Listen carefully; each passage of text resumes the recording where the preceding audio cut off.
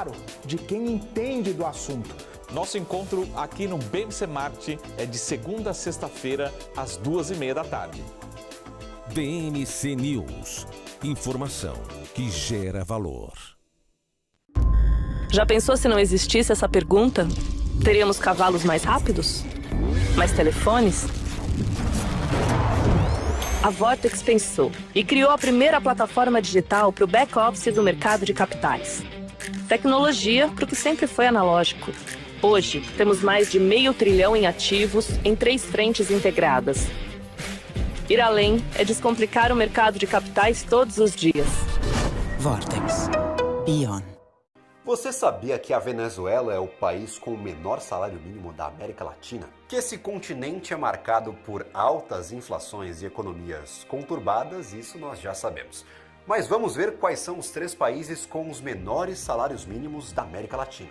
Em primeiríssimo lugar, sem surpresas, aparece a Venezuela, país que passou de 4ª economia mais rica do mundo para quase 95% da sua população na pobreza. Atualmente, o salário mínimo por lá é de 7.000 bolívares venezuelanos. Esse valor equivale a cerca de $1,74 por mês. Em segundo lugar, eles, os nossos hermanos argentinos.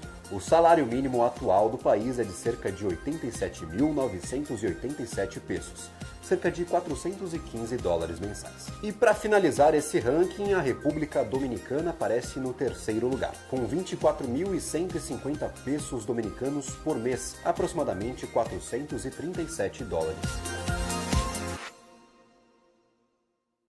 EQI Investimentos. O parceiro que me orienta na hora de investir e que me dá autonomia para conquistar meus objetivos. E você, que tal começar a investir nas suas escolhas? EQI Investimentos. Invista em suas escolhas. As empresas que fazem parte do seu dia a dia estão em uma das maiores bolsas do mundo, a Nasdaq. E a boa notícia é que você pode investir nessas empresas diretamente pela Avenue, sua corretora nos Estados Unidos. Com os dados das ações dos Estados Unidos fornecidos pela Nasdaq em tempo real, o cliente Avenue pode acessar diretamente as maiores bolsas do mercado americano. Entre neste mercado de tecnologia e inovação. Acesse avenue.com.br/Nasdaq e seja bem-vindo ao mercado global. BMC News. Informação que gera valor.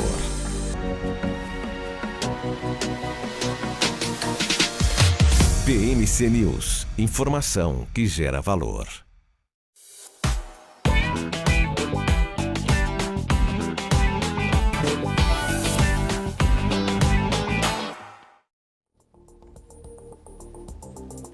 Uma e meia em ponto, horário de Brasília, estamos chegando com o BMC Estoque. Muito bem-vindo, muito bem-vinda a mais uma edição do programa e a gente está trazendo aqui hoje uma expectativa justamente para a super quarta, com decisões para serem anunciadas tanto do FED quanto do Copom. E para nós é uma alegria ter a sua companhia hoje para acompanhar justamente as informações desse mercado financeiro. No Brasil, o foco está no fiscal, né? As falas aí do ministro Fernando Haddad ainda seguem repercutindo no mercado. Rodrigo Pacheco saiu em defesa do ministro e disse que o Congresso vai apoiar pautas importantes para a economia. Essa agenda no Congresso justamente pode fazer toda a diferença nessa busca pelo déficit zero, uma meta ainda não totalmente descartada nem totalmente admitida pelo governo federal. Tem uma reunião de líderes com o presidente Lula que deve encaminhar exatamente esses principais temas a serem votados. Tem também a temporada de resultados, Ambev, Transmissão Paulista e Grupo Pão de Açúcar exatamente no radar dos investidores.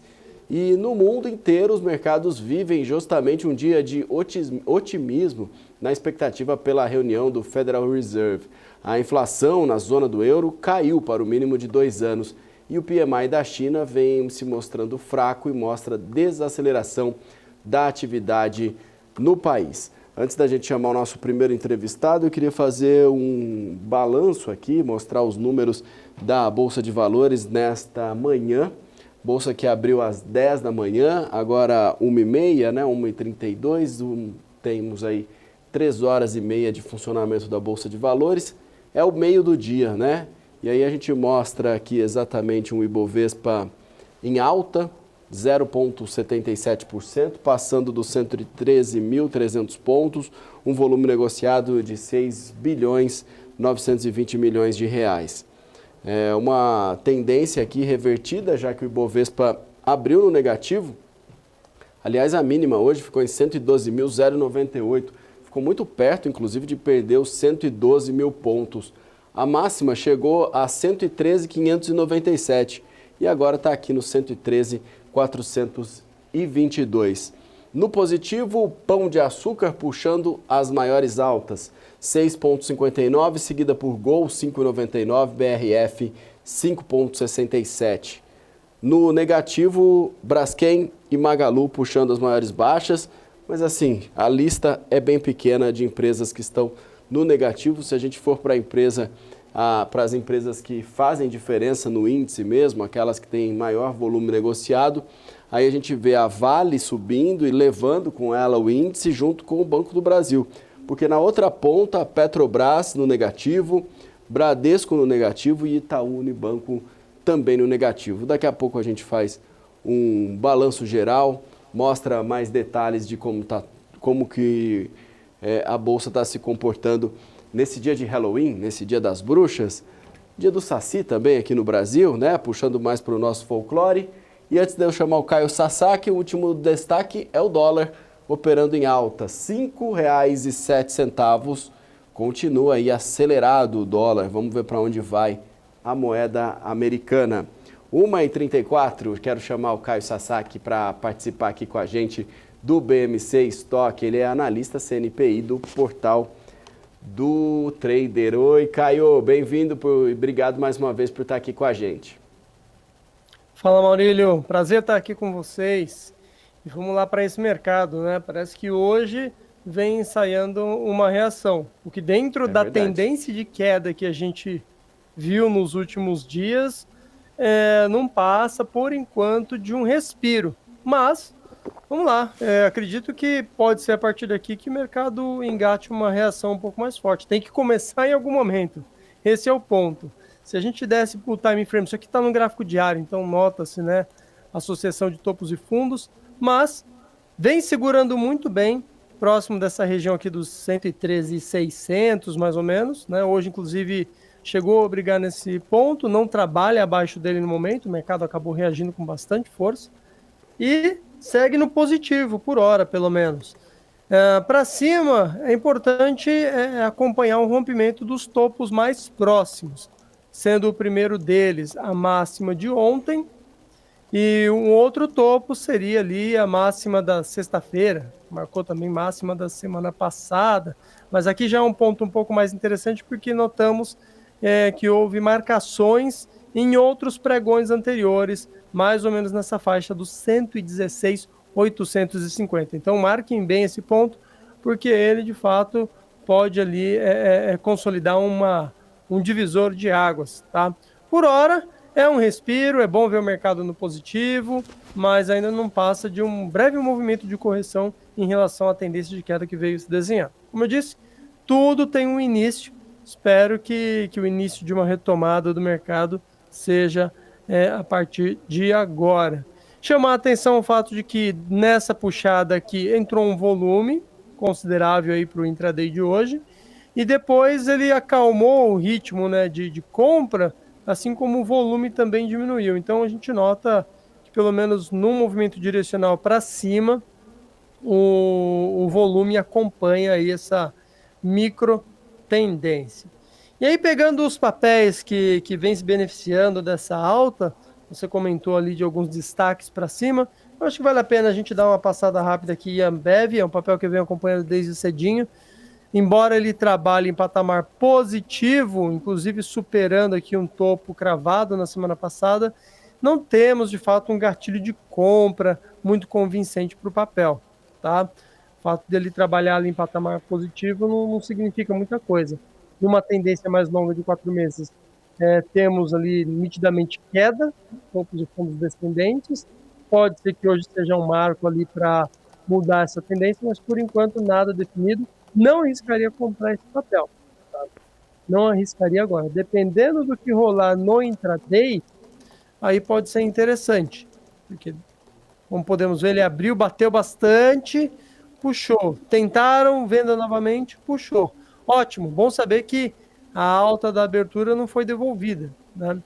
Agora, se até o fim, precisa esperar até o fim do pregão para ver se essa firmeza se mantém. Isso sim poderia trazer, no final do pregão de hoje, uma expectativa para próximas sessões, postergando aí essa alta, dando sequência a esse início de possibilidade de expectativa positiva, né? E assim como a Ambev, temos aqui a Pecar também, Pão de Açúcar, que teve resultado hoje, e esse vem aqui num patamar um pouco mais interessante. Notamos que o papel ele tinha uma marcação, de fato, na sexta-feira, semana passada, uma outra marcação já da semana retrasada. Hoje foi trabalhar em cima dessa linha, marquem bem esse preço, região dos 3,62. Brigou bastante, como testou já umas 3 vezes ao longo desse mês de outubro, dessa segunda quinzena, me parece ser um ponto que o mercado aí, o papel vem testando bastante e pode sim cravar em cima dele uma excelente oportunidade de compra, para durar ali algumas sessões, quem sabe até algumas semanas, mas me parece sim bem interessante. Vinha de uma tendência de queda, né? Mas notamos que ele já ensaiou algumas vezes uns topos, pode ser que essa reação de maneira um pouco mais expressiva venha a partir de agora. Então, vale colocar aí como um papel para acompanhar a partir de agora, marcando muito bem essa região aí dos 3,62. Já que a gente está aqui no meio desses destaques, a gente tem também a Gol, é uma outra coisa que eu venho acompanhando de manhã. No período diário, a gente já vinha falando aqui dessa região dos 7,80, né? Topos e fundos ascendentes, superou, fez o retorno até essa região e hoje voltou a puxar. Pode ser que agora esteja tarde demais para entrar na operação, né? Visto que o papel já desenvolveu bem a partir dos 7,80, eu ficaria de fora para quem eventualmente não entrou nesse papel. E os pares, podemos dizer assim, pares, né? Se a gente olha a Azul, não está ali tão bonita quanto a Gol, né? Se a gente olha a Azul no período diário, ela está aí um pouco dentro da congestão, um pouco não, está totalmente dentro dessa congestão, mas o fato de não ter desenvolvido essa alta pode se transformar numa vantagem, porque tem topos importantes, né, nessa região aqui. Se superar essa faixa, em torno dos 13,75 mais ou menos, podemos ter um belo gatilho de compra no papel. Então, é um papel que talvez ele esteja num momento um tanto atrasado, mas se o setor seguir puxando desse jeito, o turismo aquecer, enfim, ele pode se beneficiar e pode ser ali uma oportunidade de entrada num preço mais interessante, dado que a Gol já correu na frente, a Azul pode ser que esteja demorando um pouquinho mais. Vale a pena ficar de olho, então, nesses 13,75. Uma outra ali do setor não é aviação, né, mas tem uma razoável correlação, é a CVC. Essa aqui, no caso, eu acho que não está tão interessante quanto o Azul, embora tenha, sim, muito bem marcado essa região dos 3,10.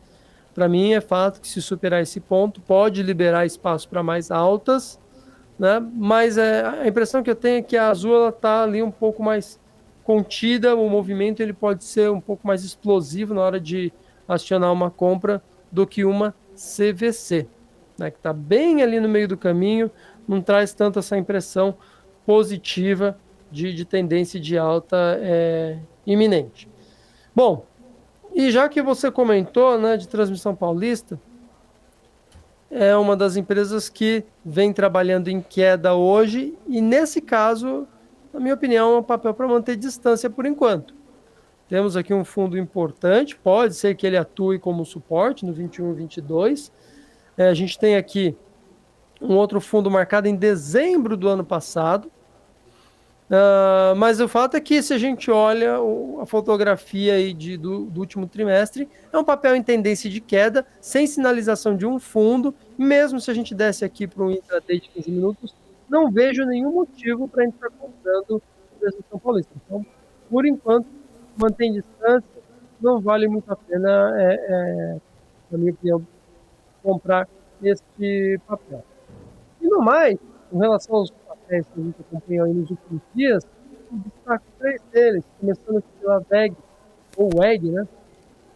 Comento já há bastante tempo aí, nos últimos dias, essa região dos 33,30. Hoje chegou bem próximo, mantenho minha observação, é um ponto que, se superado, pode acionar ali a famosa figura de fundo duplo, né? Caiu, respirou, caiu e está respirando de novo. Então, isso pode ali marcar um movimento comprador por papel. Lembrando que, até mesmo no longo prazo, esse papel me parece muito interessante. Então, porque os fundamentos dele são bons, o histórico de décadas do papel é muito bom, então eu ficaria realmente de olho nessa região dos 33,30, pode ser um excelente preço aí para encarteirar o papel ou aumentar a posição. Ok? MRV. Maravilha. MRV. O papel segue aqui travado nos últimos dias nessa região, mas destaco aqui essa faixa de topos em torno dos 8,75. Destaco ainda como um bom ponto de compra. Pode ser que ele comece a brigar marcando topos aqui no meio do caminho, né? Um pouco mais para baixo, mais ou menos lá na casa dos 8,35, 8,40, uma faixa ali. Vou acompanhar um pouco mais, quem sabe aí nas próximas transmissões eu não esteja acompanhando ainda esse papel, e aí eu vou falar, pô galera, sabe aquele gatilho aqui nos 8,75?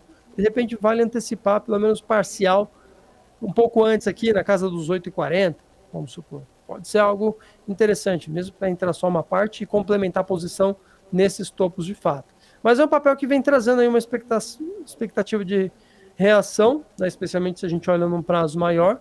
É verdade que vem de uma tendência de queda, mas durante essas paradas é importante ficar atento, porque é comum ele retomar a tendência, mas também é um ponto de reversão, onde o mercado para e de repente pode ser a sinalização de um fluxo comprador. Geralmente, o que vai definir essa análise é justamente o volume. Se você começar a perceber aqui um candle verde e o volume foi expressivo, pode ser o sinal de que esteja entrando fluxo comprador nesse momento e o papel venha a consolidar, de fato, uma reversão de tendência. Para completar aqui, minha última análise que eu venho acompanhando é SAMB 11, desde a publicação dos resultados. Venho marcando aqui essa região dos 27,75. Para mim, de fato, ainda é um ponto importante. Se superado, pode trabalhar como um bom gatilho de compra, né? Se alguém aí já comprou, já tinha visto essas marcações anteriores, o stop eu colocaria abaixo dos 26. Ok? Se a gente baixa isso aqui para o intraday, nada muito relevante por enquanto. O papel hoje, inclusive, segue bem congestionado, mas eu diria que superando essas regiões aqui dos R$27, pode ganhar um fôlego aí na compra rumo ao topo dos 27,75. Então vale a pena acompanhar esse papel também.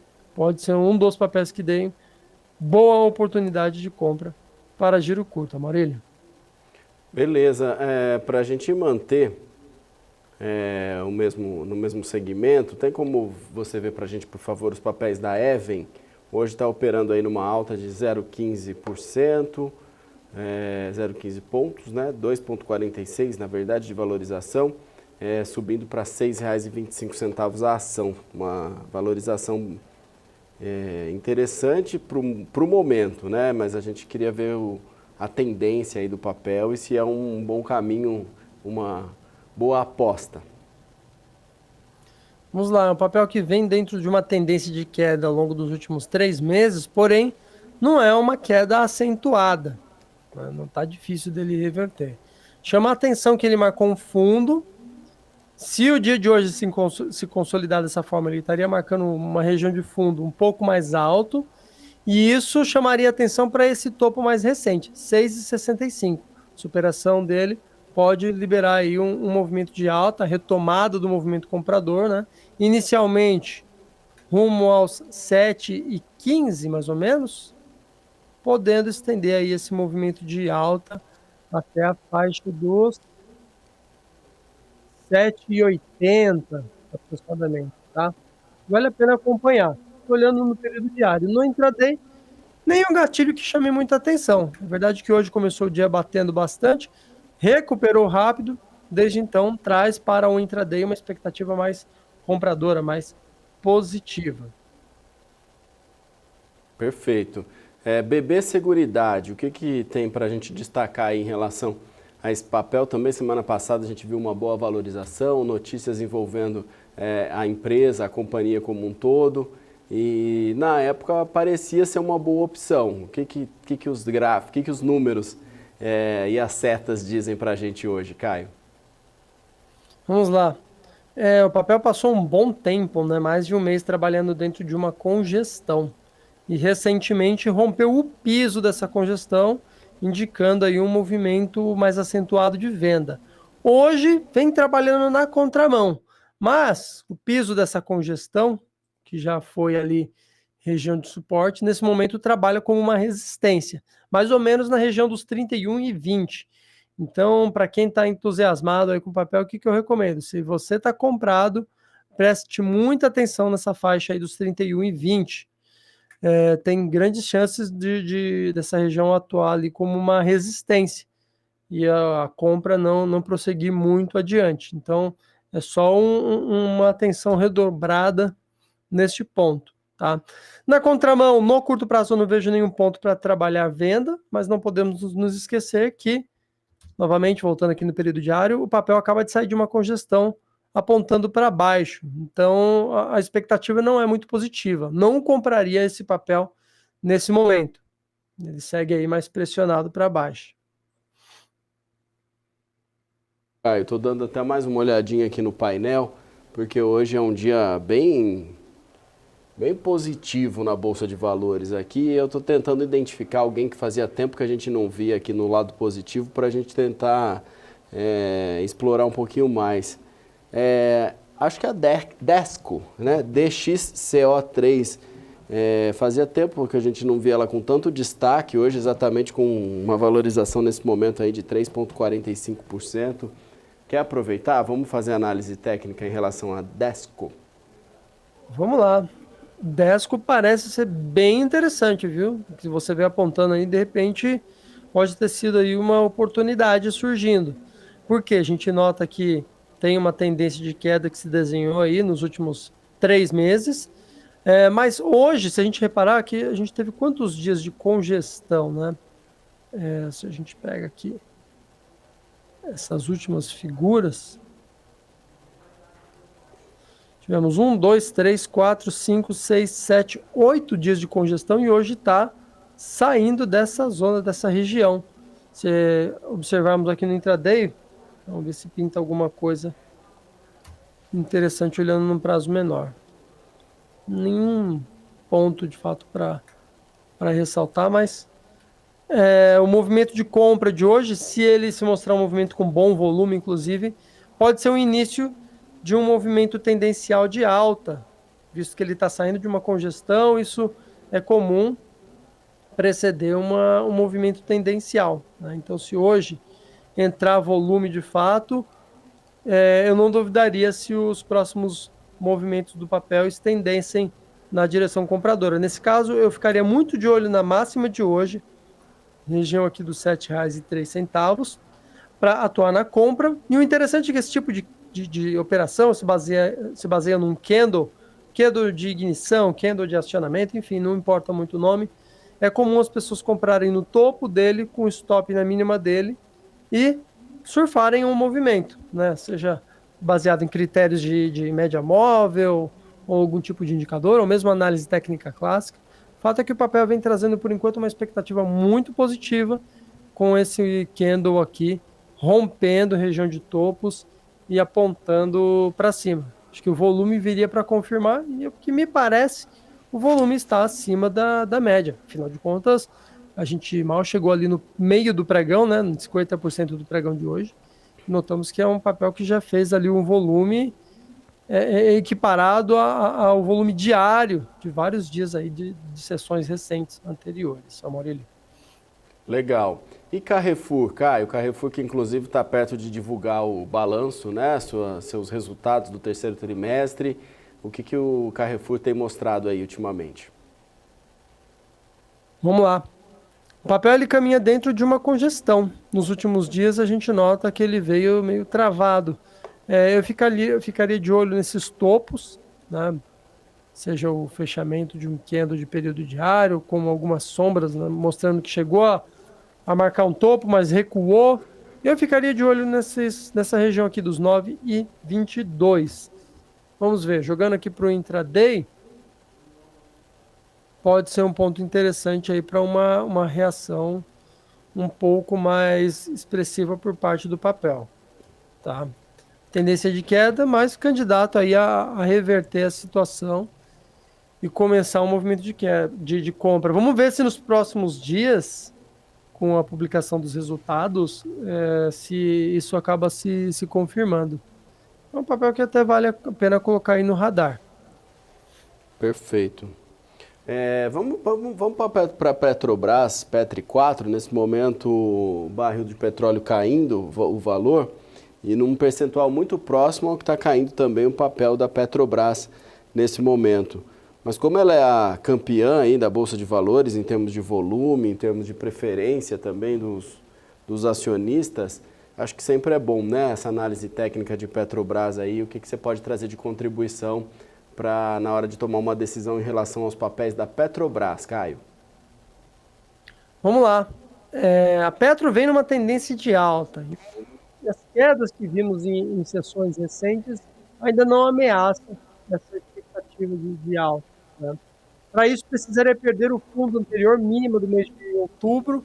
Ainda falta um pouco de chão para buscar esse patamar. Falta ali mais de 6% de queda para buscar esse patamar. Então, por enquanto, é um movimento de correção, um movimento pessimista de queda, mas só correção, mantendo ainda a tendência de alta num prazo maior, tá?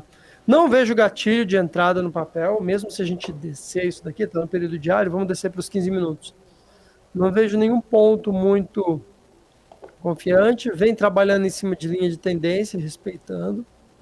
É um papel bom, mas o timing, definitivamente, para entrar comprando não é agora, tá? Vale a pena ficar observando, de repente, contando com algo se construir. Talvez os 35,20, né? Porque foi um bom suporte, foi perdido, nitidamente sentiu como resistência.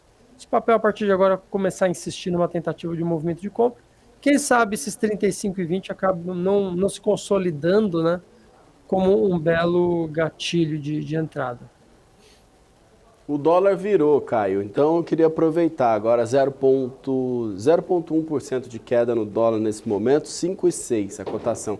Então eu já queria aproveitar para já dar uma olhada também no dólar em relação, sempre do ponto de vista da análise técnica. Legal. O dólar, vale ressaltar, né? Hoje foi o vencimento da moeda do dólar futuro, então o código, né, mudou, para quem opera mini dólar, mudou de WDOX para WDOZ, 23, né? E quem opera o padrão é DOL Z23. A moeda vem trabalhando de fato aqui numa região importante, que de 0 a 0, né? O fechamento de ontem.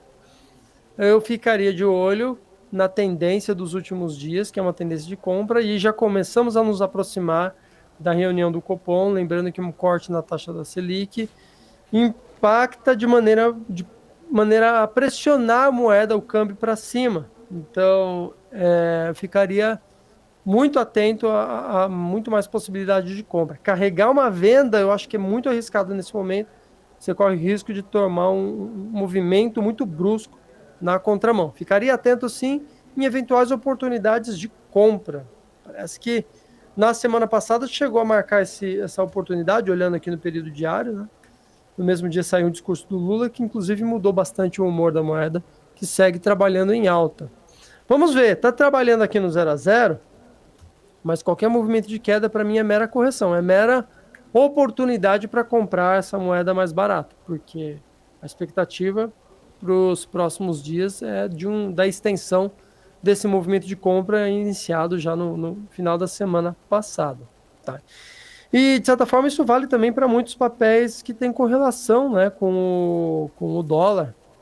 Sei que eu não comentei ainda hoje de SUSB, mas sempre quando se fala de dólar, é um papel que vale a pena dar uma olhada, Suzano, né? E aí eu destaco essa faixa aqui, mais ou menos entre os 53,25, e aí tem um topo ali mais ou menos dos 53,65, dá uns 40 centavos aí.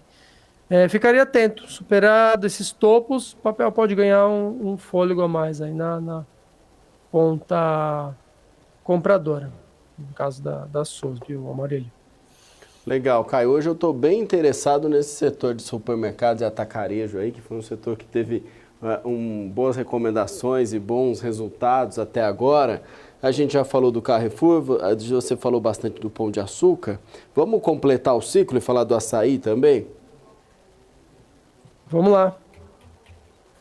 Lembrando que a gente tem aí mais uns 4 minutinhos de programa, mas dá para a gente falar tranquilo sobre o açaí. Claro, dá sim. Açaí segue numa tendência de queda, não é uma tendência muito íngreme, me chama a atenção que deu uma segurada aqui nas regiões, pouco acima das regiões que marcou mínima no ano, então isso tudo me traz uma expectativa de reação, tá? Acho que o papel ele pode começar um movimento comprador. Se a gente observar aqui, 11,95 é um topo mais próximo, depois disso outro topo em 12,27, não está difícil de romper os dois. Olhando para o intraday, nenhum gatilho muito específico. A gente nota que ele vem marcando topos descendentes, mas não está difícil disso aqui se tornar uma reversão, principalmente se caminhar para romper esses topos, né? Algo situado entre os 11,95 e os 12,27, mais ou menos. Com isso a gente pode ter ali um início de um fluxo comprador, não, vale a pena. Entre açaí e pecar, Pão de Açúcar, eu ainda sou mais otimista com o Pão de Açúcar do ponto de vista de figura gráfica, né? Mas é um papel que não teve esse gap aí que a gente está vendo recentemente. Então, pode ser um sinal de robustez aí no papel. Legal. Tem mais algum outro que você gostaria? Bom, vamos completar então, porque quem está caindo do mesmo setor é o grupo Mateus, GMAT 3. E não é uma queda significativa nesse momento, 0,6, mas mesmo assim é o que está destoando do restante do setor, que estava, inclusive, registrando muitos ganhos muito positivos até então. De fato, vem destoando aqui do restante. Vem numa tendência de queda e hoje trabalhando, renovando o fundo recente. Não compraria esse papel, não tem sinal interessante de fundo. Quem sabe se ele vier a testar essa faixa de preços aqui, 5,2 com 5,15, é uma faixa ali um pouco larga para um papel que custa só R$5, mas é o próximo ponto ali, candidato com bom suporte. Antes disso, a menos que no meio do caminho surja alguma figura de fundo, algo mais interessante, eu não arriscaria comprar esse papel, tá? E mesmo olhando no intraday, não vejo nenhum gatilho muito interessante para afirmar uma possibilidade de reversão de tendência. Então, para mim, esse papel ele tem tendência firme de queda e não figura aí entre operações interessantes, opções interessantes para atuar na compra. Perfeito, Caio. Mais uma vez eu agradeço pela sua participação e pelas suas contribuições valiosas aqui para o nosso programa. E amanhã a gente se vê de novo a partir da 1h30 da tarde. Uma ótima tarde para você. Curta aí o seu Halloween. Muito obrigado. Uma ótima tarde para todos vocês. Bom mercado e até amanhã. É isso. Obrigado para você também. Bons investimentos. Pois agora 2 da tarde e 1 minutinho. Eu vou falar para vocês a respeito do fechamento do mercado na Europa. Lembrando que até sexta-feira a gente acompanhava a partir de 12h30, né, horário de Brasília, o fechamento das bolsas europeias, mas com o fim do horário de verão no velho continente, o horário mudou para o fechamento a 1h30 da tarde. Hoje, as bolsas europeias fecharam mistas com alta impulsionada pelos setores imobiliário e químico, e os investidores se conformando aí com uma série de resultados enquanto se concentravam nos dados divulgados ao longo do dia. As vendas do varejo na Alemanha caíram em setembro devido à inflação persistentemente elevada. Já a economia da França cresceu 0,1% no terceiro trimestre. Na zona do euro, o PIB caiu 0,1% no terceiro trimestre, que havia uma expectativa de estabilidade, enquanto a inflação no bloco desacelerou para 2,9% em outubro. Vamos ver exatamente aqui os fechamentos. Então, Frankfurt fechou em alta de 0,62%. Frankfurt na Alemanha. Londres, 0,10%, queda de 0,1% nesta terça-feira. Paris fechou no positivo, 0,87%. Madrid, o índice IBEX 35, subiu 0,06%. E aquele índice Stoxx 600 fechou no positivo, uma alta de 0,51%. Quero aproveitar para fazer um giro também nas bolsas americanas. As principais bolsas americanas também operando agora, nesse momento, no verdinho em alta. Dow Jones, 0,12%. S&P 500, 0,32% no positivo. E Nasdaq também com valorização dos papéis. Nasdaq, que é uma bolsa mais ligada à tecnologia, de 0,1%. Enquanto isso, o nosso Ibovespa também operando em alta de 0,79%, chegou a dar uma aceleradinha, uma melhorada, depois voltou, está operando aí nessa faixa até agora, 2,04. São 7,450 bilhões de reais negociados até o momento na Bolsa de Valores de São Paulo. A gente segue acompanhando a movimentação, segue vendo o que o mercado está apontando de tendência, de futuro, e no próximo bloco a gente ainda tem uma entrevista e tem também dicas especiais a respeito de um assunto que muita gente ouve falar aqui, a respeito dos esclarecimentos e questionamentos do CVM e da B3. Então fique ligado que a gente volta rapidinho depois do intervalo com mais conteúdo e muito mais informação aqui no BMC Stock. O intervalo é rapidinho, tá? Fique ligado, a gente volta já já.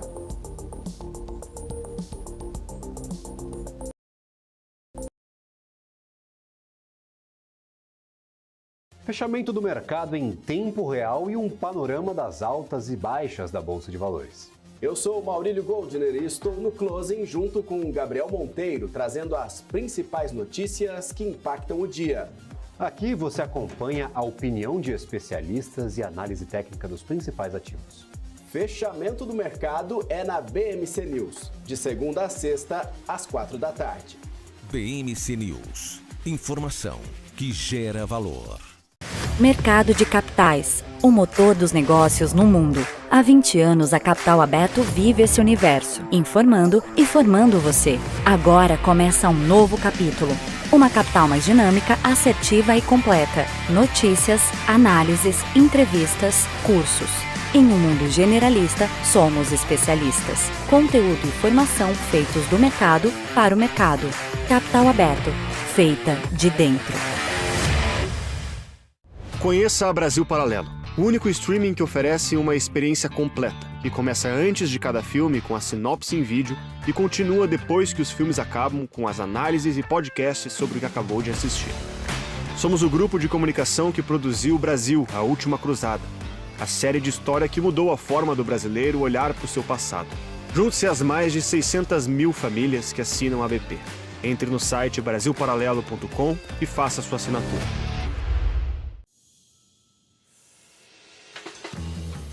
Eu sempre busquei a excelência. Para mim, dar o máximo é o mínimo. Poder contar com quem me entende. Tá aí uma coisa essencial para o meu sucesso. Aqui a gente encara seus desafios como se fossem nossos.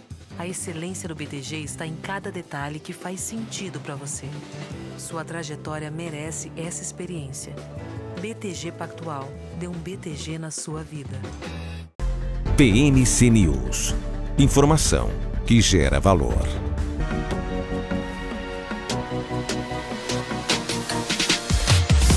BMC News, informação que gera valor. 2h07 da tarde, horário de Brasília. Estamos de volta com o BMC Stock. A MZ, líder em soluções de relações com investidores, disponibilizou a seus clientes o estudo de esclarecimentos e questionamentos do CVM e da B3. Esse estudo também apresenta a quantidade de documentos por empresa e os assuntos tratados. É o assunto do quadro RI em Pauta de hoje. Vamos acompanhar.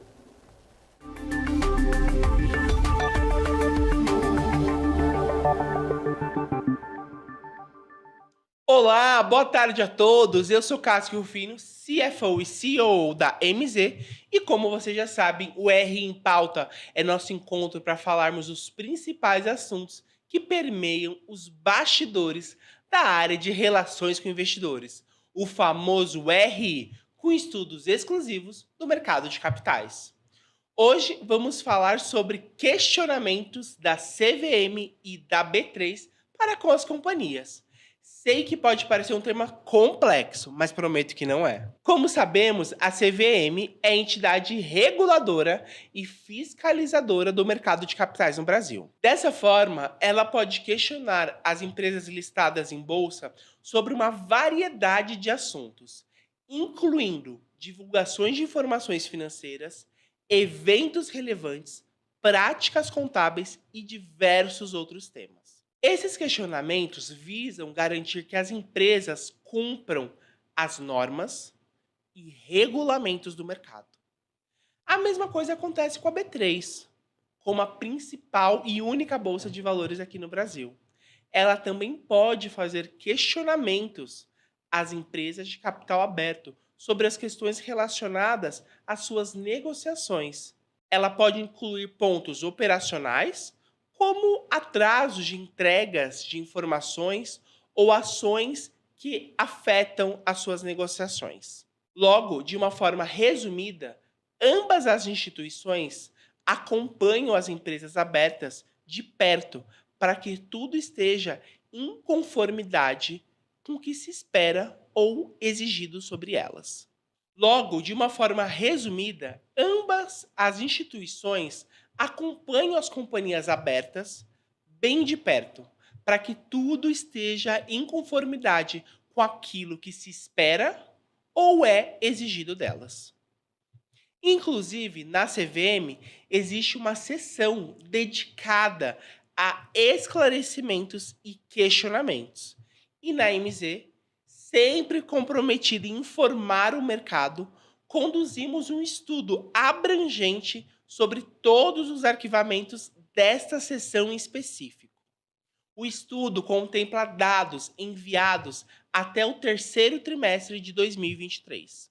Então, vejamos agora os principais destaques desse levantamento. Lembrando que o estudo completo está disponível no QR Code aqui em cima.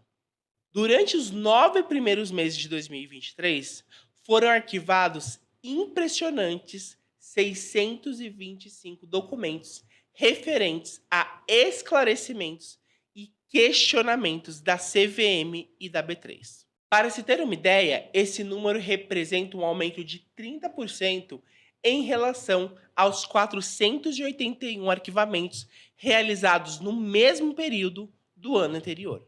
Aqui destacamos o mês de março, que liderou em termos de arquivamentos com quase 19% do total. Em relação aos setores, varejo e energia elétrica se destacam com 142 e 76 arquivamentos, respectivamente. Observou-se também que varejo, com 50, e máquinas e equipamentos, veículos e peças, com 26, foram setores com maior número de empresas arquivando sobre o tema. No total, 236 companhias contribuíram com os arquivamentos de esclarecimento ao longo dos 9 primeiros meses de 2023. Desse total, 99% estão classificadas na categoria A da CVM. Em relação ao segmento B3, 59% das companhias pertenciam ao novo mercado. Dentre as empresas que mais se destacaram, a Americanas liderou com 5% desses tipos de arquivamento, seguido de Petrobras e Light, ambas com 3% do total de arquivamentos no período. Já quando se trata dos temas mais recorrentes nos documentos arquivados, negociações atípicas de valores mobiliários ocuparam a primeira posição, representando 46% dos arquivamentos. Essas negociações referem-se a transações de ações e títulos financeiros que ocorrem em circunstâncias incomuns, levantando suspeitas de práticas ilegais ou informações privilegiadas. Em segundo lugar, com 37% dos documentos, temos notícias divulgadas na mídia. Neste caso, a companhia é notificada quando a mídia veicula informações que não estão alinhadas com os documentos enviados previamente à CVM, o que mostra a importância das empresas sempre manterem uma comunicação clara e transparente com todo o mercado. O estudo ainda conta com diversos temas importantes. Então, para quem quiser acompanhar na íntegra, basta acessar o nosso website. É a MZ empoderando os profissionais da comunicação financeira a gerarem mais valor para seus stakeholders.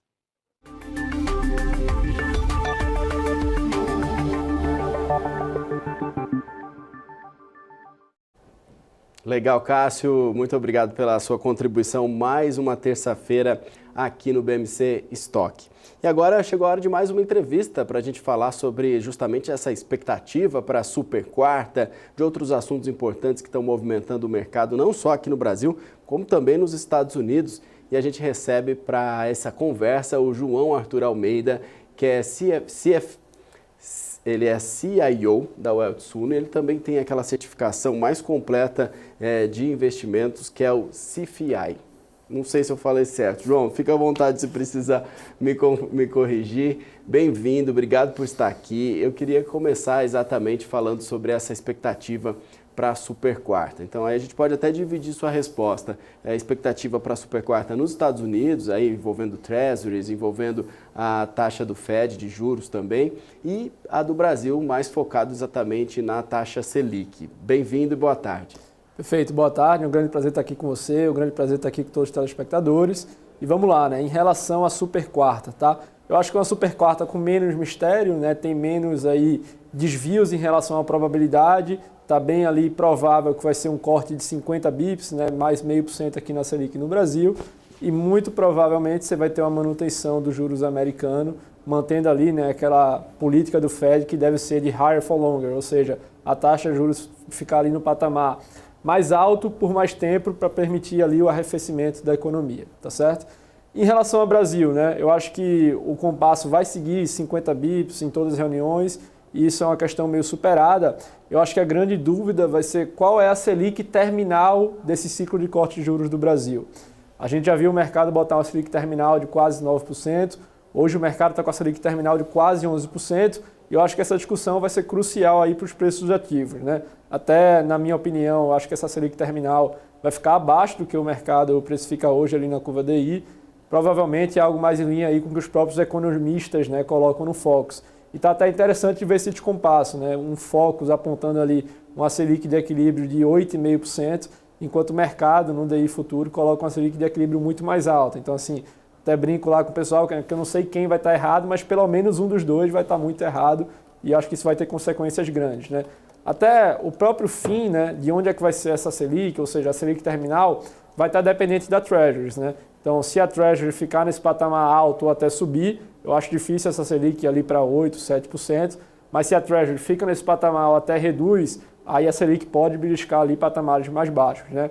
Obviamente, tem também a questão fiscal do Brasil, que vai determinar ali o piso da Selic, mas eu acho que a questão fiscal no Brasil, né, até infelizmente, está muito claro que vai ser horrível e o mercado já espera que vai ser horrível. Então, assim, eu não acho que necessariamente o fiscal vir ruim, a gente ter um déficit de 0,5% no ano que vem vai ser um fato novo, porque o próprio mercado já espera um déficit de 0,7%, 0,8% no ano que vem, né? Então, eu acho que vai ficar realmente mais ali em relação à Treasury para determinar o que vai ser a nossa Selic terminal. E se a gente falar dos Estados Unidos, para ampliar um pouquinho mais, tem também uma atenção especial justamente à divulgação sobre os vencimentos dos próximos papéis da dívida americana, né? Que é algo que, de uma certa forma, influencia diretamente os juros por conta dos compradores, dos clientes e de quem pode financiar justamente essa dívida dos Estados Unidos daqui para frente.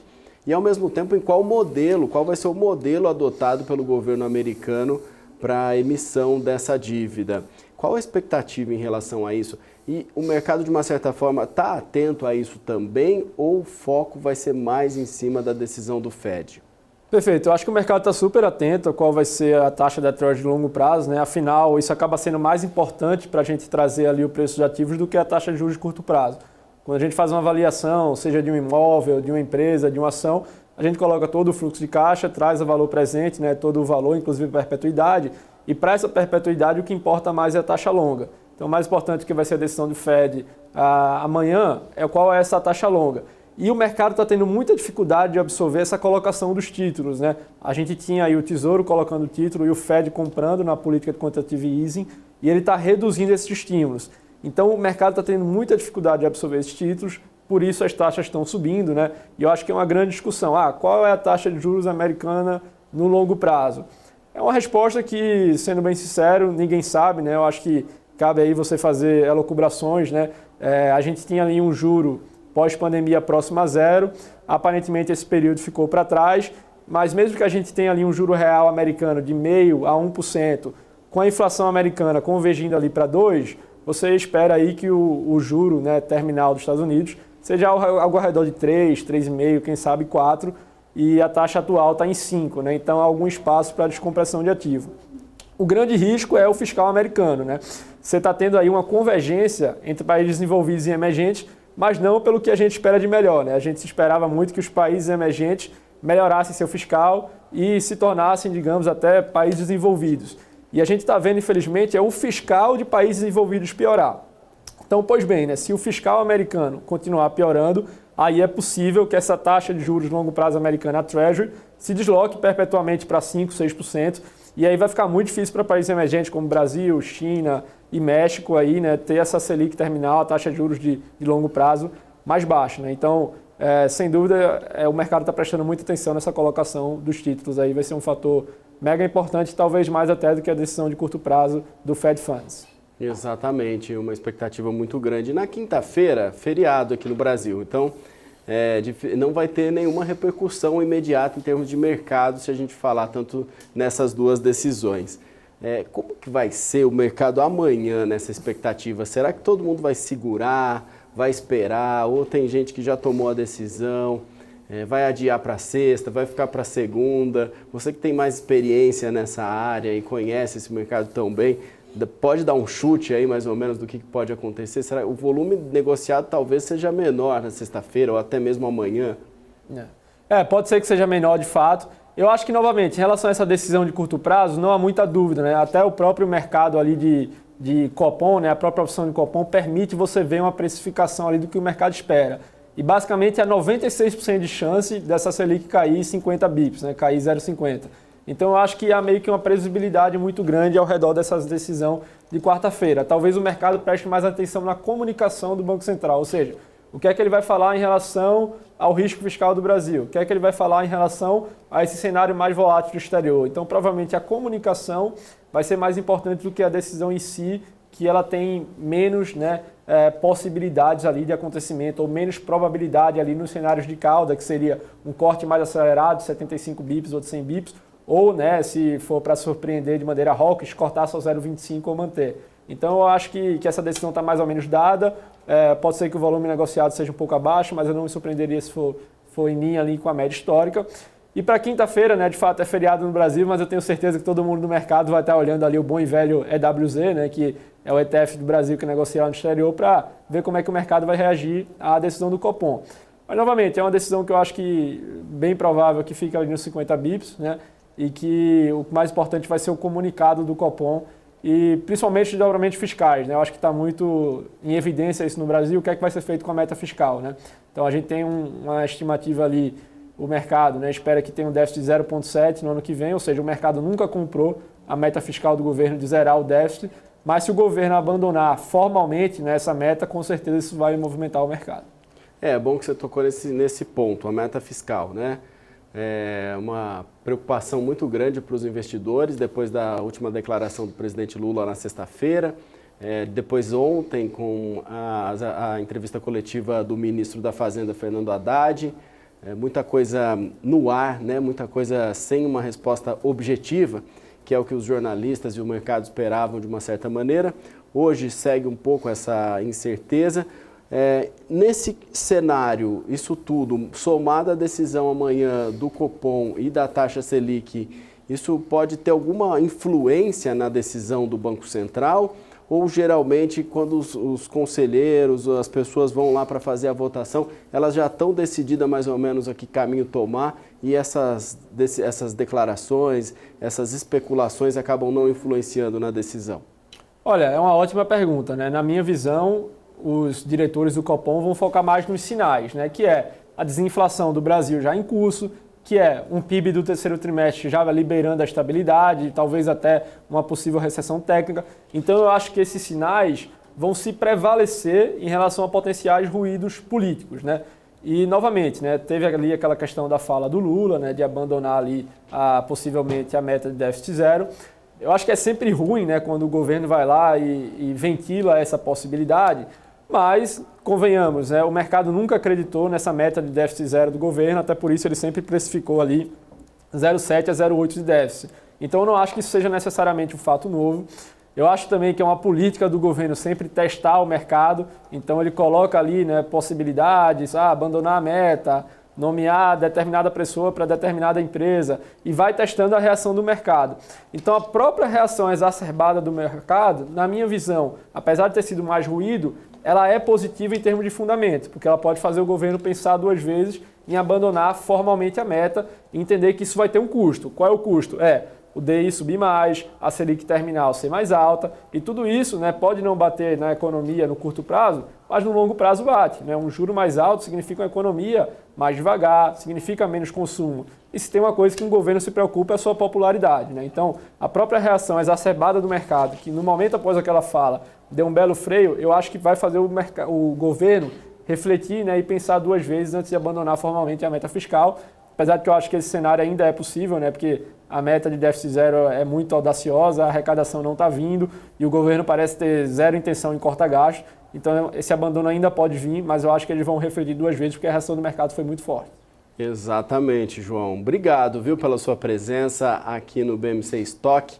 João Arthur Almeida, CFA e CIO da Wealth Suno. Obrigado por estar aqui presencialmente. Uma ótima tarde para você nesta terça-feira e vamos acompanhar aí, então, como vai ser essa super quarta. Eu que agradeço, o prazer foi meu. Um grande abraço. Até mais. 2h25 pelo horário de Brasília. A gente vai fazer agora um último giro aqui do índice Bovespa, do dólar, para saber como está a movimentação. O dólar nesse momento está caindo 0,14%. cotado a R$ 5,05. O índice Ibovespa continua no positivo, 0,47% de ganhos. Agora uma redução um pouquinho menor e perdeu 113 mil pontos que tinha acabado de subir. Então agora está com 112.998, uma valorização nos papéis no índice geral de 0,42%. Do lado positivo, ganhando valor, Grupo Pão de Açúcar, Gol, BRF e Ambev, além de Carrefour, que a gente destacou bastante naquela entrevista com nossos especialistas. Do lado negativo, Braskem, Magalu e Bradesco perdendo mais valor neste momento. Fazer um giro rápido também pelas bolsas internacionais. Nova York, as três bolsas operando no positivo. Maior ganho para S&P 500 com mais 0,26%, Dow Jones 0,16% e Nasdaq 0,04%, perto da estabilidade. Vai começar o BMC Market com o Felipe Nascimento. E a gente se vê de novo às 4 horas da tarde, horário de Brasília, aqui no Closing da BMC. Obrigado pela sua companhia e a gente se vê. Até mais.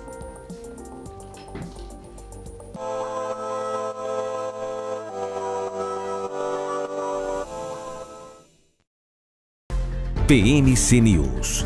Informação que gera valor. Olá pessoal, eu sou Felipe Ferreira da Com Dinheiro e eu tô vindo aqui convidar vocês para assistir o nosso Você com Dinheiro, o programa que traz aí as maiores mentes do mercado financeiro brasileiro para um bate-papo de almoço com vocês. Aquele bate-papo com gestores,